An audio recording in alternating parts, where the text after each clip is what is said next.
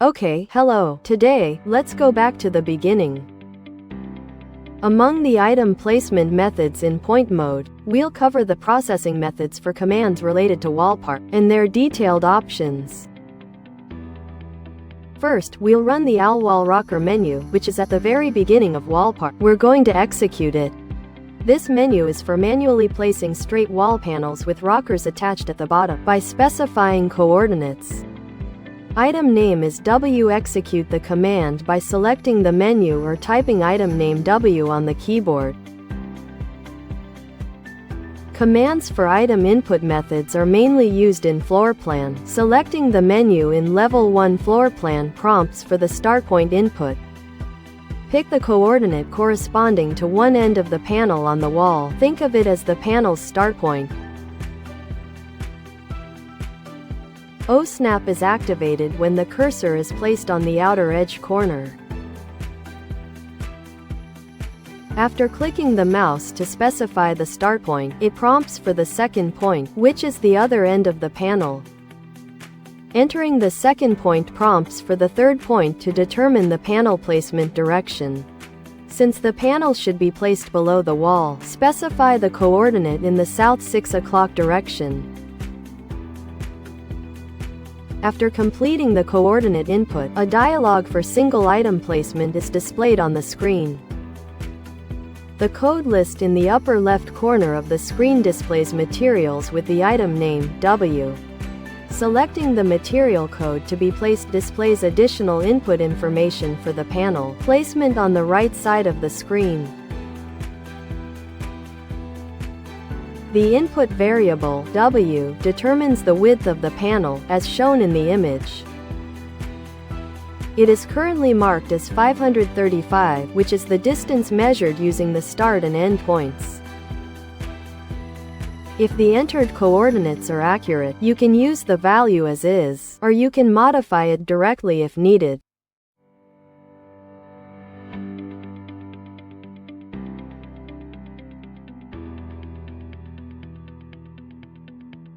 Pressing the W button on the left side of the input box changes the size to 600.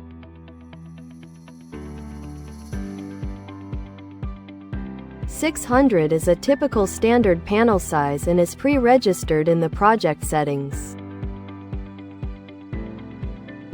Changing this value allows you to standardize other sizes besides 600. Let's continue with the R-World panel layout. For your information, you can execute the item coordinate input functions by specifying a menu, or by entering the item name, W, in parentheses to the right of the menu name on the keyboard. If you key in W on the keyboard and press enter, the command will execute and prompt you to enter the start point. Enter the coordinates in the order of start point, end point, and panel direction, using the same method as before. This time, let's specify the second point far beyond 600. W is displayed as 600. The actual stud distance is entered to exceed 600. In this case, the value registered as the default wall panel size in the project settings is set as the default value. Next, we need to determine the panel height. Currently, the ALWall Rocker 50 has a height of 2,400 for the first stage, so the total panel height is set to 2,450. We'll continue with additional explanations for other input information later. For now, let's place the panel to check its length and height. Press the Plan button to create a panel with the entered length and height based on the starting point.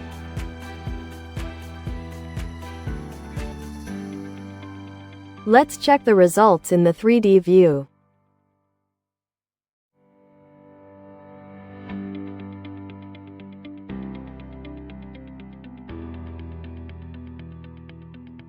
The ALWall rocker is 50, the remaining height is 2,400, so the total height is configured as 2,450.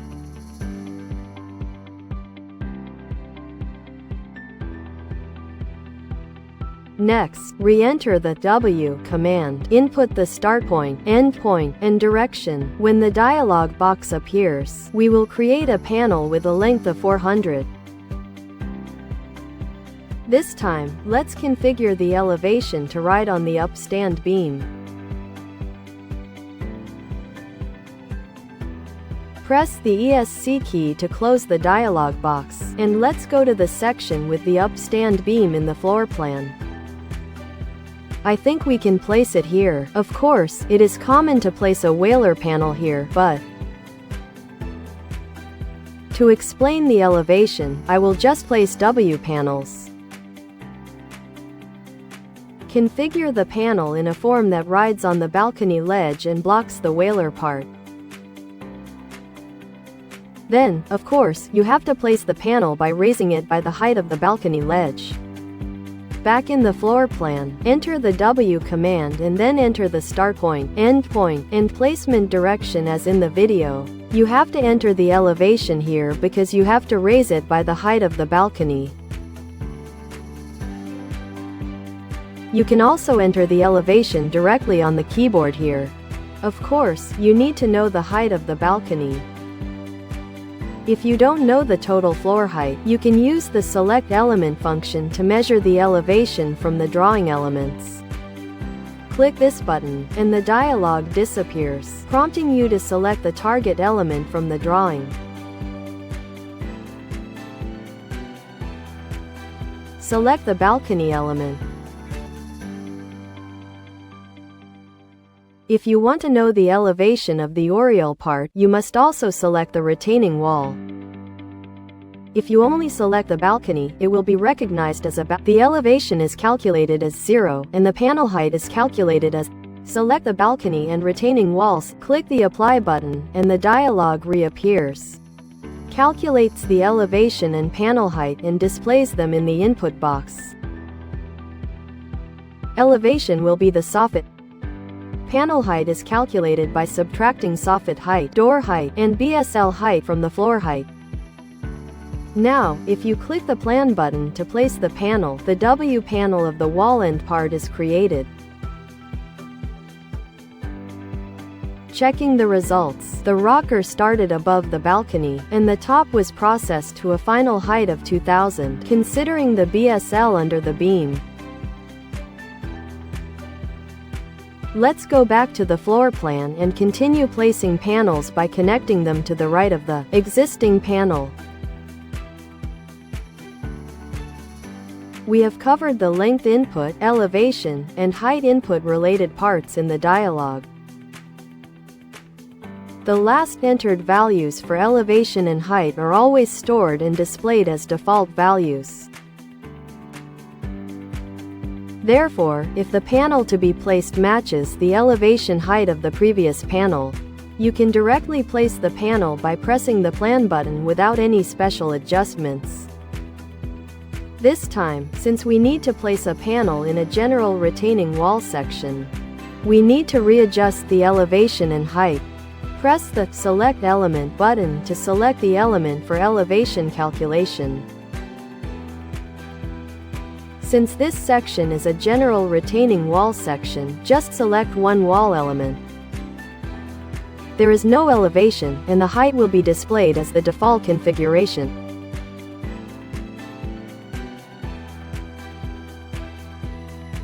There are two dimensioning methods as additional options. We previously reviewed the panel type dimensioning method. This time, we will use the support line dimensioning method to place the panel.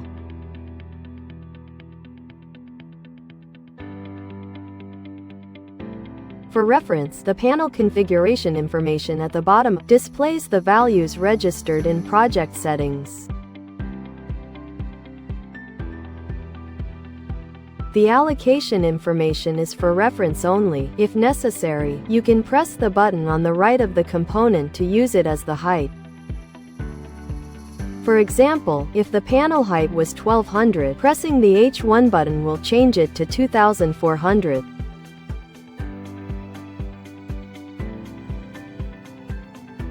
And if you press the arrow to the right of height 1, it will revert to the previously entered height.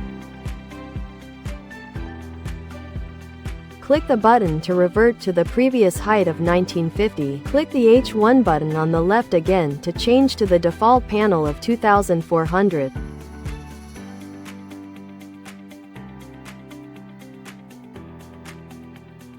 Click the Plan button to place the panel. It should be 2450, not 2000. Anyway, I'm trying to explain the leader dimensioning method, so let's just move on. While the leader dimension is displayed, let me add a brief explanation. When moving the leader dimension text, if you move only the text, the leader origin moves along with the text, and it deviates from the panel. So, when moving dimension text, as in the video, when you select the dimension text, you need to grab the arrow in the middle of the text that appears and move it.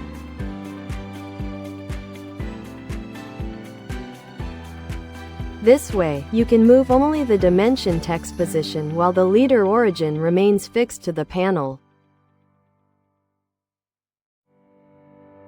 If you enter the W command again and enter the coordinates, a dialog will appear. There is a button called Refresh Style right below the title list. This function allows you to determine the length and height using the styles of existing panels placed in the drawing. Clicking the button reads the panel properties from the drawing and displays the specs that match the current command's items. Since the current command item is W, only items with W are displayed on the screen. Check the specs, and if there's a desired style, double-click the item. This will display the length and height from the style information in the placement input information. For example, when W was 300 and H1 was 1200.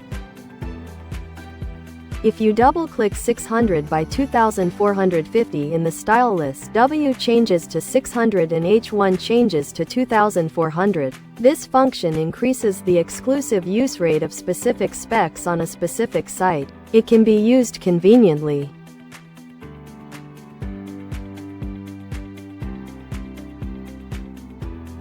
Next, I will explain the edge and point functions on the right side of W. Edge measures the length by selecting two edges on the drawing and displays the result in W. As shown in the video, select two edges and measure the distance, which is then displayed in W.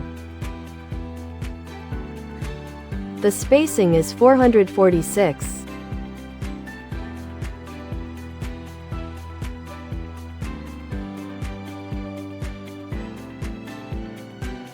Point measures the distance by specifying two coordinates on the drawing and displays the result in W.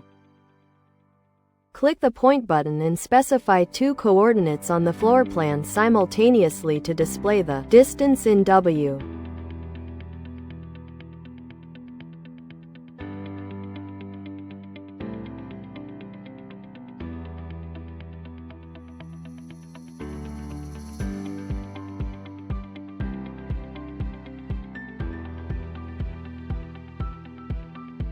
I've only explained one command, and it's already been 13 minutes. I'll wrap it up here for today. In the next video, I'll add the remaining items. Good job today.